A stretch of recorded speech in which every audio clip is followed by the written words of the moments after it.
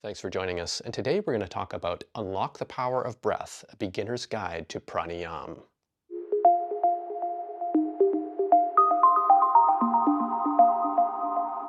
So according to a September 2023 article in Scientific Reports, slower respiration rate is associated with higher self-reported well-being. The article describes how meditation practices such as mindfulness-based stress reduction improve well-being through increased awareness and regulation of physiological and mental states. And the researchers suggested there may be greater physical and psychological well-being for those who engage in such practices. Pranayama is an ancient practice that harnesses the breath for physical, mental, and emotional well-being. Prana means life force, and yama means restraint or control, and so pranayama is a form of intentional breathing that has an effect on the body. And not only the body, but also the mind. And so the use of the breath through an intentional breathing practice like pranayama can have a very powerful effect on one's immediate physical and psychological well-being. So the purpose of this video is to provide a beginner's guide to pranayama and help to empower your practice. One's breathing rate can both affect and be affected by the workings of one's central nervous system. And in the body's central nervous system, you have both the sympathetic nervous system and the parasympathetic nervous system.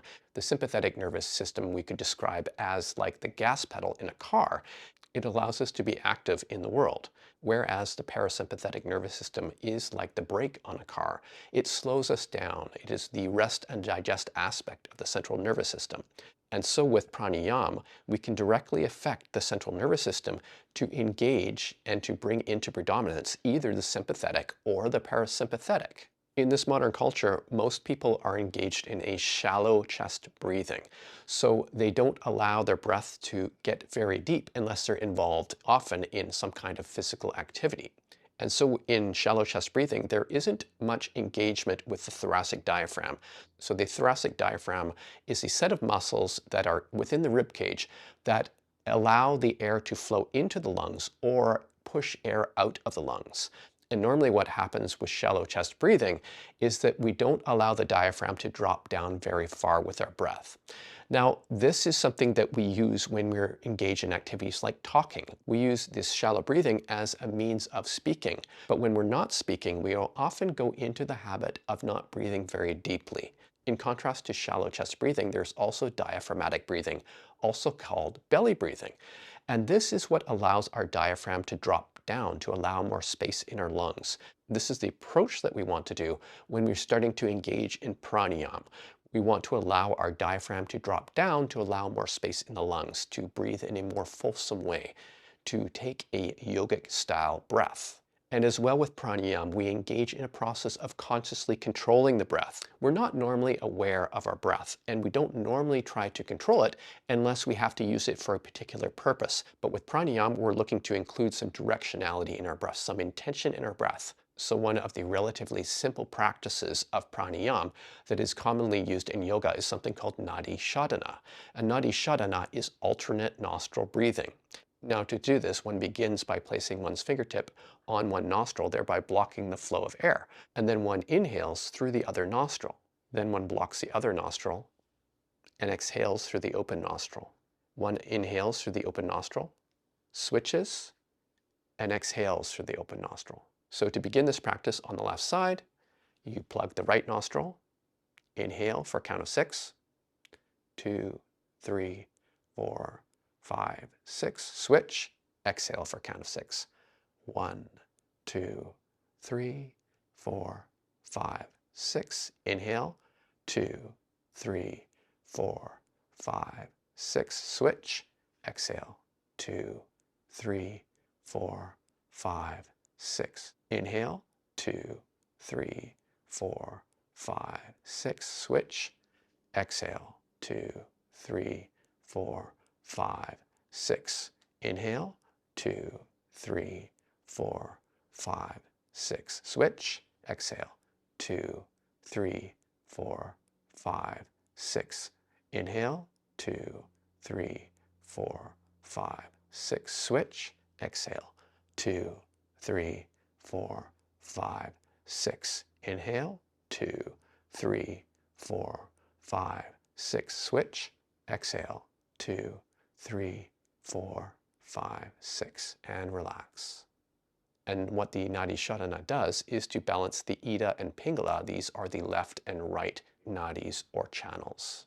Another kind of commonly practiced pranayama is box breathing. And in box breathing, you are inhaling, holding, exhaling, and holding. So for example, we could inhale to a count of 4, hold for a count of 4, exhale for a count of 4, and hold for a count of 4.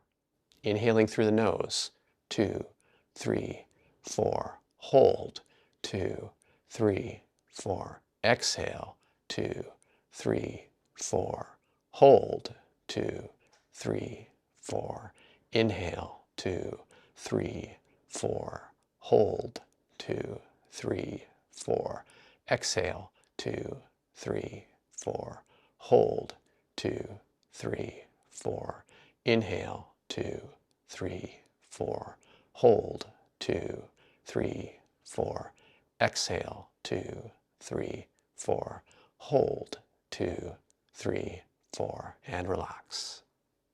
Box breathing is a simple practice that can be done at any time of the day to help to bring awareness of the breath. The third form of pranayama is distilled from the practice of Kriya Yoga, which is one of the most powerful pranayama practices that leads to deep meditation. This practice that is distilled from Kriya Yoga is called heart rate variability resonance breathing. And the purpose of heart rate variability resonance breathing is it leads to an internalized state. So it is very effective for going into meditation. It leverages the body's parasympathetic nervous system to bring one into a low idle state. And in heart rate variability resonance breathing, we want to be breathing at 7 breaths per minute or less. This allows us to come into heart rate variability where the heart and the breath rate start to come into resonance, and the body starts to go into a low idle state. So the way that we do this is we want to engage in diaphragmatic breathing, is that we allow our abdomen to expand on the inhale. And inhaling through the nose, we breathe in for a count of 5, and then out for a count of 6. Let's begin. Inhale, 2, 3, 4, 5. Exhale, 2, 3, 4, 5, 6. Inhale, 2, 3, 4, 5. Exhale, 2, 3, 4, 5, 6. Inhale, 2, 3, 4, 5. Exhale, 2, 3, 4, 5, 6. Inhale, 2, 3, 4, 5. Exhale, 2, 3, 4, 5, 6. Inhale, 2, 3, 4, 5. Exhale, 2, 3, 4, 5, 6. Inhale, 2, 3, 4, 5. Exhale, 2, 3, 4, 5, 6, and relax. Now with heart rate variability resonance breathing, we are doing a slightly slower exhalation. And this really engages the parasympathetic nervous system to start to slow down the heart rate. So by slowing down the heart rate and the breath rate, we start to get into an internalized or meditative state. If you're interested in learning more about heart rate variability resonance breathing and Kriya Yoga, you can visit our website, modernkriya.com.